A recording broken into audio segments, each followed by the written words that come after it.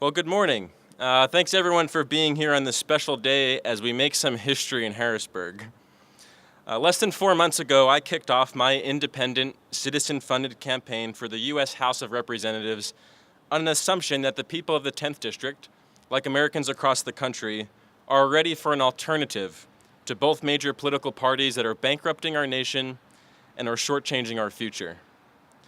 In embarking on this journey, I assumed that voters would be willing to lend their names and signatures to help qualify a truly independent candidate for the ballot, because America deserves better than politics as usual. Today, as we conclude a month-long, 15-county Back to the Future tour of the 10th District, I'm pleased to share with you that this singular assumption is now an assertion shared by thousands of people, that we can do better. Today, I'm proud to announce that our campaign will be turning in to the Bureau of Elections 7,053 signatures from registered voters across the 10th District, nearly double the legal requirement to place my name on the ballot for this November's general election as an independent candidate for Congress. Despite having to collect 3.5 times more signatures than either of my opponents, and despite having absolutely no party infrastructure to rely on, we did it, and we did it together. We did something that has literally never been done before. No independent candidate has ever qualified for the ballot in the 10th District, and this year, no other independent congressional candidate in the state of Pennsylvania will be on the ballot either. What we have accomplished is remarkable, and I believe a tangible demonstration of why our campaign has the capacity, the ideas, and the momentum to really win in November. And anyone who says that victory is impossible, or that there are too many obstacles, or that not enough people care, well, I think they ought to take a good hard look at these 7,053 signatures, because they ain't seen nothing yet. You know, something truly extraordinary happened over the past few months. More than 40 volunteers stepped forward to collect these signatures on their own time and on their own dime. But that isn't the extraordinary part. The truly extraordinary part is the stories behind these signatures. They include Jack Donson, a 53-year-old small business owner and registered independent from Pike County, who received a cold letter from me in the mail in January when I was considering running for Congress. Jack sent back a donation and said, "I'm in." Jack stepped forward to help collect these signatures. They include Jerry Carnes, a 44-year-old building material salesman from Lycoming County, whom I met over breakfast at a Green Party convention back in March. Jerry stepped forward to help collect these signatures. They include Blake Hollister, an 18-year-old high school student now on his way to college, whom I met when I spoke to his class in May. Blake stepped forward. They include Marge DeSanto, a 93-year-old Democrat who I met at a recent visit to a retirement home in Lackawanna County. After my Q&A, she asked me for a blank petition sheet, and sure enough, it came back a week ago in the mail, and every last line was filled out. Marge stepped forward. You see, when our country is in trouble, citizen patriots step forward to do something about it. It's in our DNA. That's why I'm not just optimistic for my campaign, but optimistic for the future of our country, because we're willing to join together across generations, across physical locations, and yes, even across political persuasions, to demand that our politicians stop serving themselves and start serving we the people once again. To Jack, to Jerry, Blake, Marge, to all our volunteers, to my family who's here today, to my staff, and especially to my colleague Blake Wright, who helped organize this effort, thank you.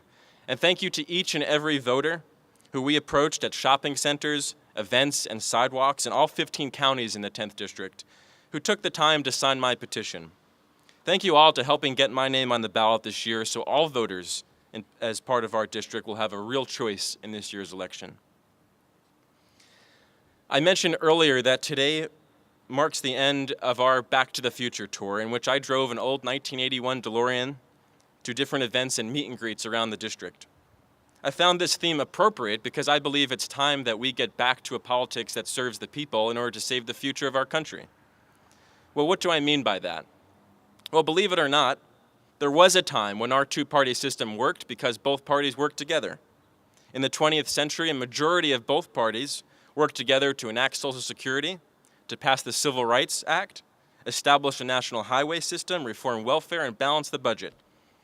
big things happened with big majorities of both parties. Unfortunately, that is no longer the case, and today our country is at a crossroads.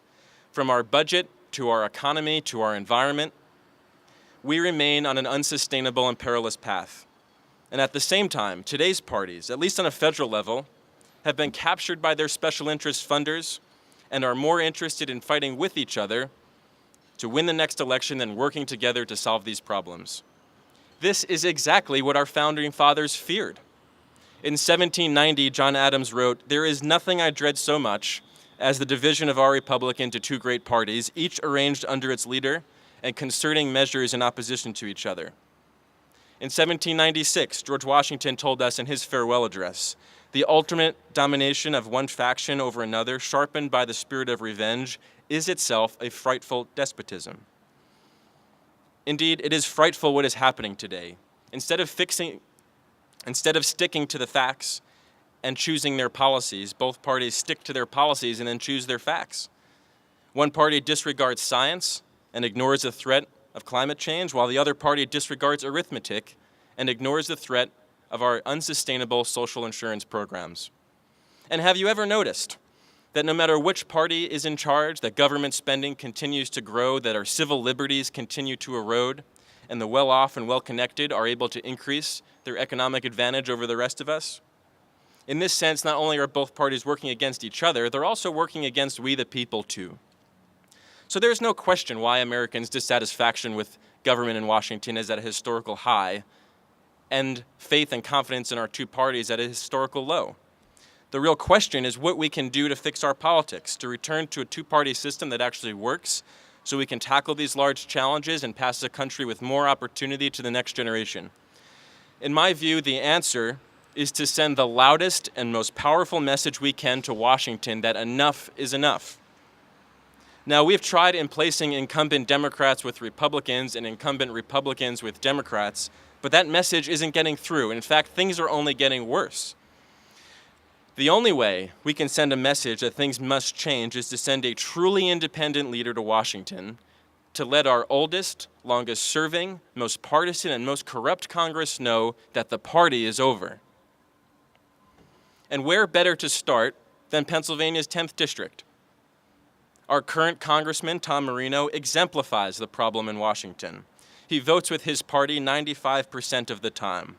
When he voted to turn Medicare into a voucher system, when he voted to shut down our federal government, when he voted to pass crippling flood insurance rate increases without even reading the Biggert-Waters legislation, Congressman Marino wasn't standing with us, he was standing with his party.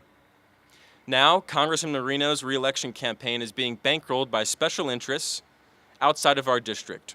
More than half of the close to $1 million he's taken from special interests since his first election came from corporations or other groups that stand to benefit from the legislation he's authored or his committee activity. Who is he actually representing? So for those sick of the partisanship and special interest corruption in Washington, this is our chance. This is our chance to replace what's wrong with today's politics with what can be right about tomorrow's politics. And this November, while there may be 3 candidates on the ballot, voters will have 2 choices, either to continue with politics as usual or to try something new. And I'm ready to try something new. Are you? Yeah. At the same time, we must also work together to fix an electoral system that incentivizes the kind of partisanship and polarization that plagues our politics today. There's no state that needs more work than ours right here in Pennsylvania. And since we're in Harrisburg today, let me offer a few suggestions, and maybe they can hear me inside. First, Pennsylvania's unfair ballot access laws cripple electoral competition by imposing a higher signature threshold on non-major party candidates to get on the ballot. And without competition, both parties, like any duopoly, have no reason to change their ways. We need to reform our ballot access laws to guarantee equal access to all candidates. Second, Pennsylvania's primary system effectively disenfranchises those who aren't registered with a major party by prohibiting their participation in our elections. The result is that those energized activists on the political extremes get to decide the 2 candidates who the rest of us have to vote for in November. We need to reform our primaries so that all voters can participate, and so that candidates can represent all the people, not just some of them. And third, Pennsylvania currently allows politicians to choose their voters rather than voters to choose their politicians by controlling the way that they draw our congressional district lines. Look at a map of our 10th district and you'll know what I mean. Partisan gerrymandering protects incumbents, it limits competition, and it marginalizes voters in the political minority. We need to reform our redistricting process to take the politicians out and to put the people back in through an independent commission. These political reforms that increase choice and enhance competition are not partisan issues, and the people of Pennsylvania ought to demand them. Now, in closing, it's said that a journey of 1,000 miles must begin with a single step. And today, in turning in these signatures, I'm thrilled to be taking that step with all of you. No matter where the road may take us, let us never, ever lose sight of what this endeavor is about. It's not about me as a candidate, although my name will be the one on the ballot. This effort is about all of us, and particularly the people who signed my petition and those who would if they could. These are the people who want a voice in politics and want a government that works for them rather than against them. I'll tell you, I personally collected over 1,800 of these signatures we're about to turn in today. And the two most frequent things people told me are this. First, they said, don't ever get discouraged. If this doesn't work out, keep at it. We need more energetic, young, honest people in politics today.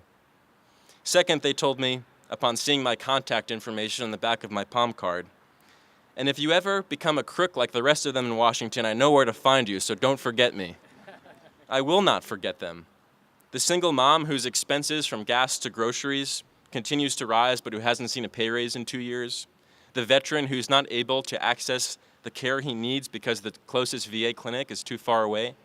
The small business owner who just wants to do her job without government on her back so she can create more jobs. The elderly couple that is relying on government to keep its promises through the programs that they've paid into throughout the course of their working lives. The young adult whose dreams might be sidetracked by both their college and our country's crushing debt.